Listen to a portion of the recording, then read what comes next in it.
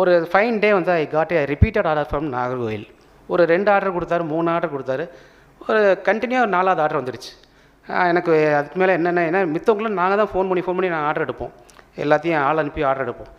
Next இங்கேருந்து எனக்கு வந்து நான் கேட்காமையே ஆர்டர் வரவும் ஒரு surprise everything. And same day night ஒரு ட்ரெயின் ஏறி நேராக நாகர்கோவில் போய் காலைல இறங்கிட்டேன்.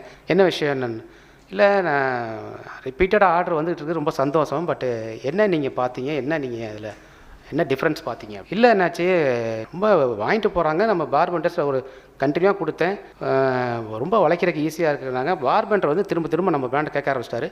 ப்ரைஸும் வந்துட்டு அன்றைக்கி உள்ள ஒரு ப்ரீமியம் ப்ரைஸ் கிடையாது. தென் ஐ காட் ஏ ஸ்பார்க். நம்ம வந்து சரியான ப்ராடக்டை வந்து ஒரு அஃபோர்டபுள் ப்ரைஸில் வந்துட்டு நம்ம கொடுத்தோம்னா டெஃபினட்டாக வந்து அதை வந்து யாராலையும் நிறுத்த முடியாதுங்கிறதுக்கு எனக்கு நல்ல ஒரு ஃபஸ்ட்டு ஒரு ஸ்பார்க் கிடச்சது எங்களோட நாகர்கோவில் டீலர்கிட்ட தான் ஆக்சுவலாக வந்துட்டு.